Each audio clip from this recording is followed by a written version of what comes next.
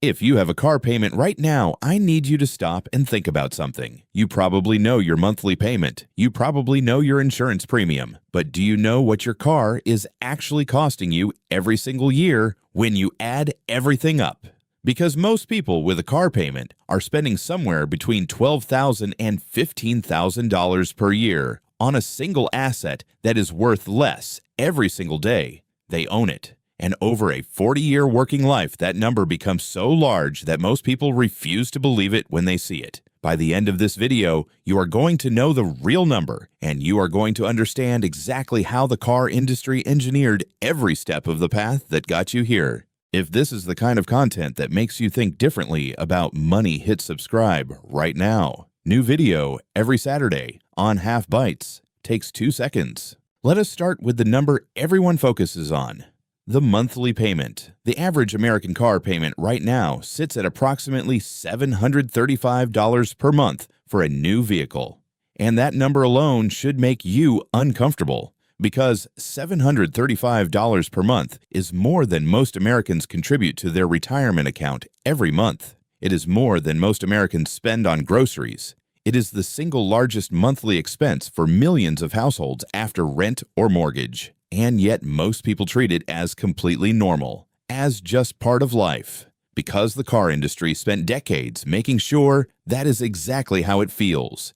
Here is how the monthly payment became the only number that matters in car buying. Dealerships discovered decades ago that most buyers do not care about the total price of the vehicle. They care about whether the monthly payment fits their budget. So dealerships started stretching loan terms. In 1980, the average car loan was 36 months. Today, the average car loan term is 72 months, 6 years, and loans of 84 months and even 96 months are increasingly common. By stretching the loan term, dealerships can put you in a $45,000 vehicle at a payment that feels manageable. The total cost becomes invisible. The monthly number is all you see, but the payment is just the beginning of what your car is actually costing you.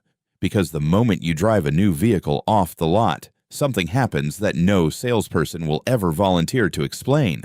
The car loses approximately 10 to 15% of its value immediately, before you have made a single payment, before you have driven a single mile on a public road. The moment the title transfers from dealer to you, the asset depreciates. In the first year alone, a new car loses approximately 20% of its value on average. On a $45,000 vehicle, that is $9,000 in value gone in 12 months. On a vehicle you are still paying $735 a month for. By year 5, the average new car has lost approximately 60% of its original value. You bought a $45,000 vehicle. 5 years later, it is worth approximately $18,000. You have paid $44,100 in loan payments over those 5 years. You have an asset worth $18,000. The math is not complicated. It is just uncomfortable. And here is the part that makes it worse. Because of how car loans are structured with interest front-loaded in the early payments. In the first 2 years of a 72-month loan, you are paying mostly interest and very little principal. This creates a phenomenon called being underwater on your loan, meaning you owe more on the car than it is worth. Most American car owners are underwater on their vehicle for the first 3 to 4 years of ownership. You cannot sell it without writing a check to cover the difference. You are trapped. But depreciation is just one piece of the real cost picture, because owning a car comes with a stack of ongoing costs that most people never add together. Let us build the full picture on a $45,000 vehicle. Car payment at $735 per month equals $8,820 per year. Auto insurance on a new $45,000 vehicle averages approximately $2,000 to $2,500 per year, depending on your location, age, and driving record. Fuel. The average American drives approximately 15,000 miles per year. At average fuel economy and current gas prices, that is approximately $2,000 to $2,500 per year.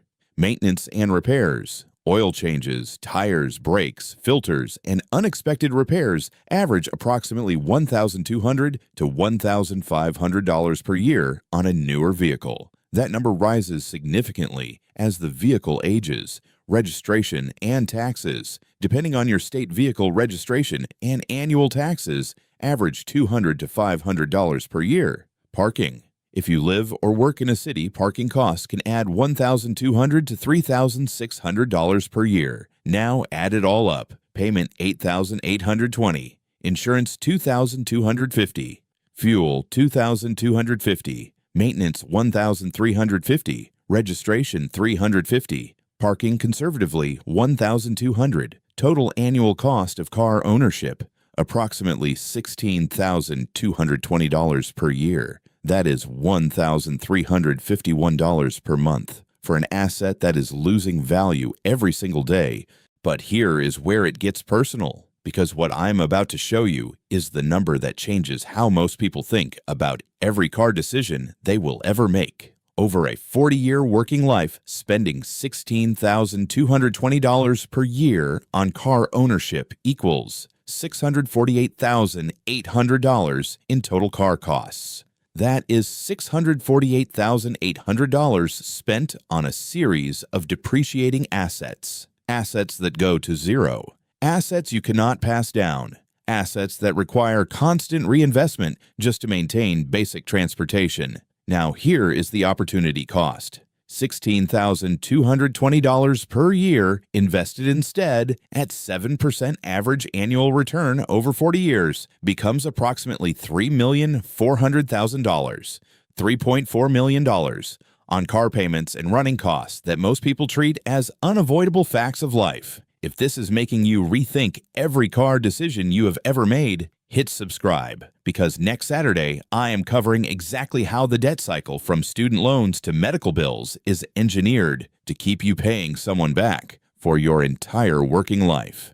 Hit subscribe so you do not miss it. But here is the part that makes this story really interesting, because the lifetime cost calculation I just showed you assumes you keep making the same car decisions forever, and there are specific decisions that dramatically change the outcome. And the car industry has spent billions of dollars making sure you never consider them seriously. If the numbers in this video are surprising, you hit subscribe, because every Saturday on Half Bytes, we cover exactly how money systems actually work, not how the people who profit from them want you to think they work. The modern car financing industry did not happen by accident. It was designed. And understanding the design helps you understand why every car buying interaction feels the way it does. In the 1950s and 1960s, most Americans bought cars with cash or short-term loans. The idea of being in permanent car debt would have been considered financially irresponsible. Then financing companies discovered something extremely valuable. A customer making payments is a more profitable customer than a customer who pays cash. So the industry began a decades-long campaign to normalize car debt. 0% financing offers, low monthly payment advertising, trade-in cycles designed to ensure you always have a loan balance, loyalty programs that make switching brands feel expensive. The average American now buys a new car every 6 years, which is almost exactly the length of the average car loan. Meaning, millions of Americans pay off their car loan and immediately take on a new one. They never experience a period of car ownership without a monthly payment because the industry is specifically designed to prevent that from happening. The dealer makes money on the sale. The finance company makes money on the interest. The insurance company makes money on the coverage. The maintenance industry makes money on the repairs. An entire ecosystem profits from keeping you in a permanent car payment cycle. And they have spent decades making sure that cycle feels completely normal. Now here is what actually changes the math, because this video is not an argument that you should never own a car. It is an argument that the car decisions most Americans make by default are the most expensive versions of those decisions, and there are alternatives that dramatically reduce the lifetime cost. First, buy used, not new. A vehicle that is 2 to 3 years old has already absorbed the steepest depreciation curve. The original owner paid for that 20% first-year loss. You buy the vehicle at 70 to 80% of its original price, and the depreciation curve going forward is significantly flatter. On a $45,000 new vehicle, that is a $9,000 to $13,500 saving before you have driven a single mile. Second, pay cash or minimize loan term.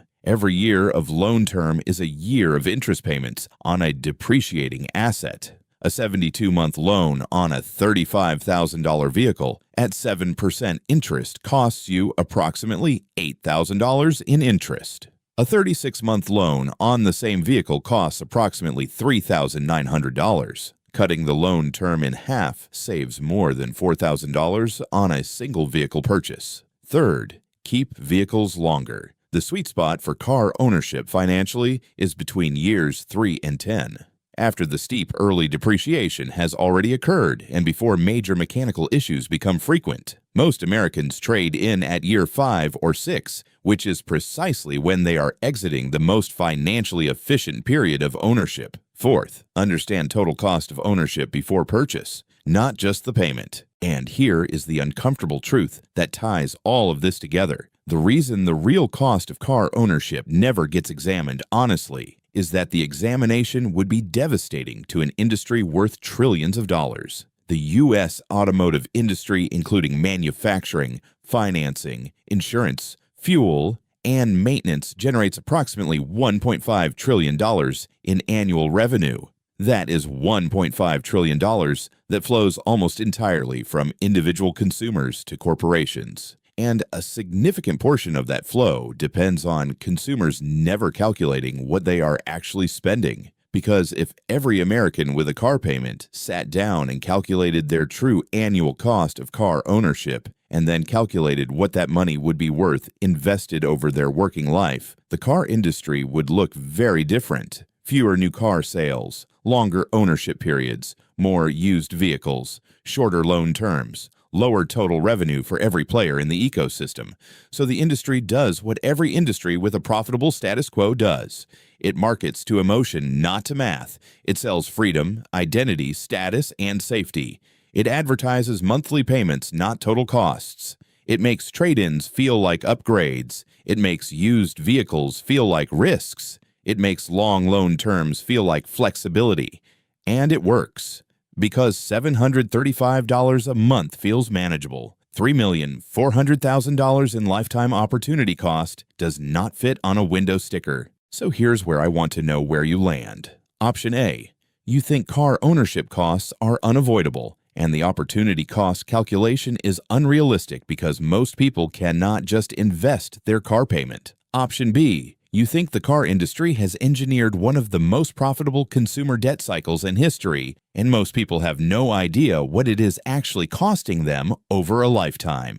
Option C, you think it depends entirely on individual circumstances and location, and there is no universal right answer. Drop your answer in the comments, because this one hits differently depending on what your monthly payment is right now. And if you have ever bought a new car, I want to hear what you actually wish you had known before you signed, because here is the thing about the $735 monthly payment. It does not feel like $3.4 million. It feels like transportation. It feels like necessity. It feels like everyone does it, so it must be fine. And that is precisely how the most expensive consumer decision most people make outside of housing stays completely invisible until someone actually runs the numbers out loud. The car is not worth $735 a month. The car is worth whatever you would have if you had made different decisions over 40 years. And that number is $3.4 million. And if this video made you think differently about the car sitting in your driveway right now, hit subscribe. Because every Saturday on Half Bytes, we cover exactly how money systems actually work, not how the people who profit from them want you to think they work. Half Bytes, full picture.